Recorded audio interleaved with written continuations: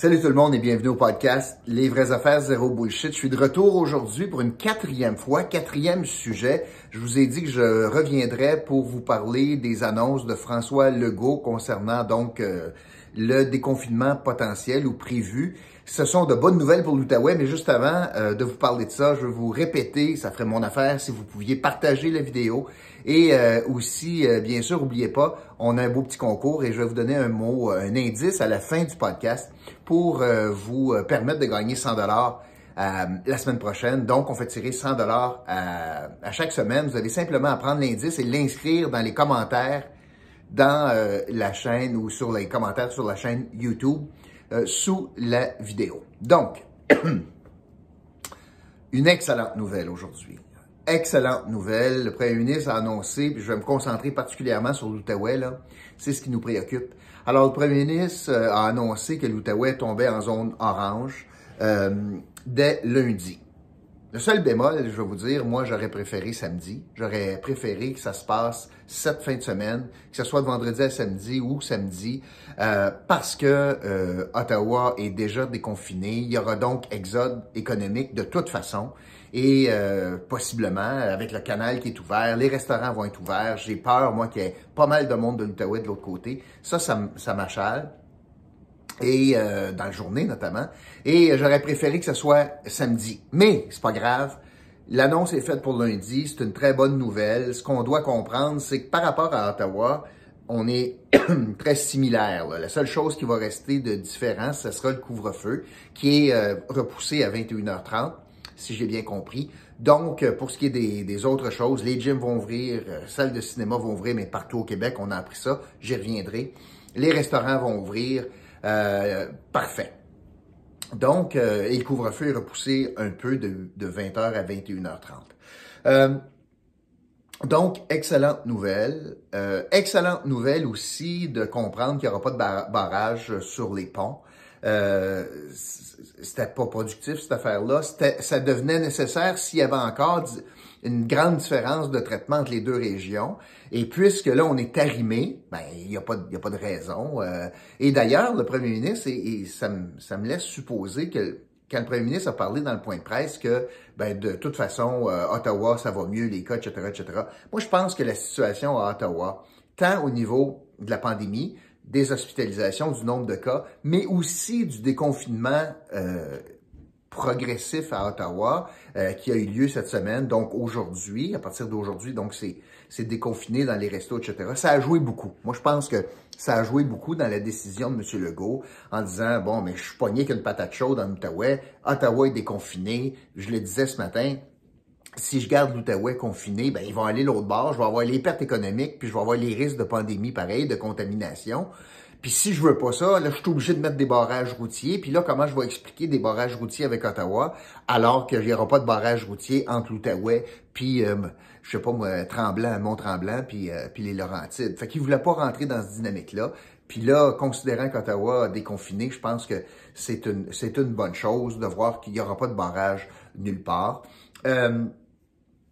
Et je pense que l'Outaouais doit se féliciter. Je pense que l'Outaouais doit se féliciter d'avoir mis de la pression. On peut pas compter sur Mathieu Lacombe pour avoir fait ça. Depuis 2 semaines, lui, il maintient que non, c'est correct d'être, même si les chiffres étaient super bons en Outaouais. Non, il fallait être dans le rouge, il fallait être dans le rouge. Il avait laissé sous-entendre, oh, attendez 2 semaines. Mais dans le fond, est-ce qu'on comprend qu'on est 2 semaines trop tard avec les mêmes chiffres qu'on a depuis à peu près 2 semaines? Mais l'Outaouais s'est pris en main, a fait beaucoup de revendications. Quand vous suivez les commentaires publics, rares sont ceux qui pensaient qu'on devait rester absolument dans zone rouge. Puis là, on voit que le gouvernement avance dans ce sens-là. Ça, c'est une excellente nouvelle. Donc, c'est une bonne journée pour l'Outaouais aujourd'hui. Le gouvernement a été à l'écoute. On n'a pas besoin d'un statut particulier. On n'a pas besoin, c'est juste le gros bon sens. Fait que je pense que c'est une bonne journée aujourd'hui pour l'Outaouais. Puis merci au gouvernement du Québec, merci à la CAQ, merci au gouvernement de la CAQ là, de donner une bouffée d'oxygène à notre économie, puis aussi aux gens là, qu'on va être capable de faire quelque chose, considérant qu'on s'est bien comporté, que nos chiffres sont bons, qu'on a été très docile, pour prendre son expression, eh bien, là, on se fait récompenser, l'économie se fait récompenser. C'est une très bonne nouvelle. On voit aussi combien la semaine de relâche cause des maux de tête au gouvernement. Là, on est en train de faire toutes sortes de gymnastiques pour tenter de trouver des activités à faire aux enfants. Et là, on ouvre les piscines, mais pas de cours de natation. OK? On ouvre les arénas, mais pas de game de hockey. Tu vas être capable d'être 50 sur la glace, pas en patinage libre, ou 25, je ne sais pas ça va être quoi le chiffre, mais certainement plus que si tu jouais à du 3 contre 3 ou du 4 contre 4 sur la glace. C'est certainement plus de monde sur la glace en même temps que, tu sais, en tout cas, ça c'est bien plate que le sport ne peut pas réouvrir, mais pour la semaine de relâche, donc, on essaie de trouver des façons. Là, les cinémas vont ouvrir, donc les sports intérieurs, les groupes à l'extérieur vont être plus nombreux. Là, le gouvernement est obligé de faire ça pour donner, dans le fond, une porte de sortie aux parents. Qu'est-ce que je vais faire avec mes petits, considérant qu'il a fermé les garderies scolaires, puis considérant qu'il dit qu'il ne fallait pas garder par tes grands-parents. Faut pas que les grands-parents en gardent. Fait que là, le gouvernement était pogné là, dans le coin. Il s'était peinturé dans le coin en disant, OK, là, pour faire plaisir aux profs, je persiste et signe, je vais faire une semaine de relâche, mais je ferme mes garderies, puis je dis aux parents, faites-les pas garder, puis tu peux pas rien faire. Fait que là, il était pogné, en sachant très bien qu'on augmente les risques de contamination.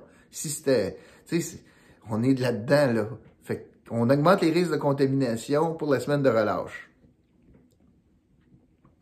OK, tu sais. Puis là, le premier ministre, puis ça, je sais pas si vous avez regardé, moi j'ai été attentif au point de presse, mais avez-vous vu M. Legault dire, non, les mesures pour la semaine de mars, je veux qu'ils se maintiennent, ils se poursuivent, notamment les cinémas. Puis là, avez-vous vu Dr Arruda mettre les breaks?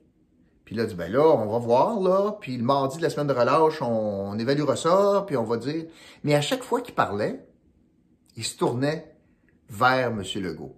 Avez-vous remarqué qu'il cherchait via un regard, il cherchait l'approbation de ce qu'il était en train de dire? Tu parles d'un gars pogné entre deux chaises, toi, assis entre deux chaises.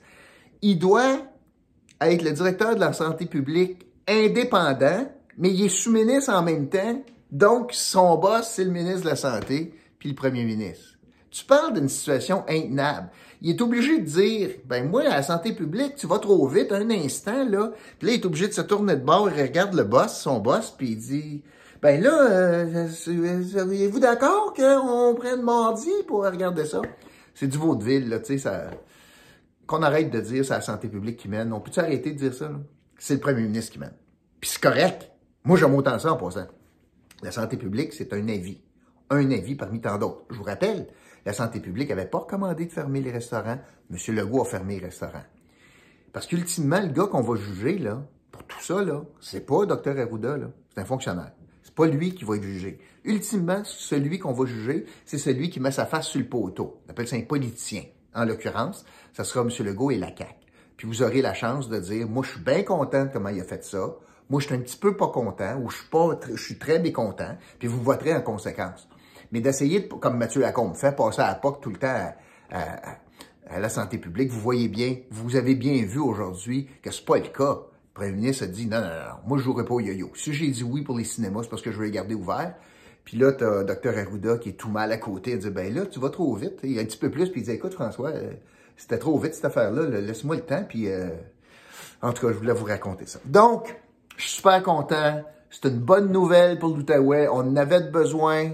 Fait qu'on lâche pas. Puis, on essaie d'encourager nos commerçants, d'accord? Parce qu'ils vont en avoir de besoin. Nos restaurateurs, ceux qui vont décider d'ouvrir. J'espère que vous allez être capable de les encourager. Puis, allez manger plus de bonne heure. Puis, soyez chez vous pour 9h30.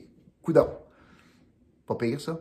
Fait que merci d'avoir été là, puis je vous retrouve demain pour un autre podcast, Les vraies affaires, zéro bullshit. Ben non, j'ai pas oublié. C'est quoi mon indice du jour?